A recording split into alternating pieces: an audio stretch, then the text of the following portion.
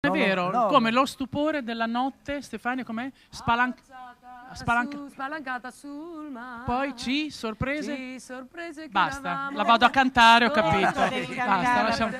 Posso? Alessandra, prego. Grazie. Vai, È bellissimo stare con voi, è la prima volta e sono molto felice. Grazie, per noi Anche è un onore. noi. Grazie. Grazie. Alessandra.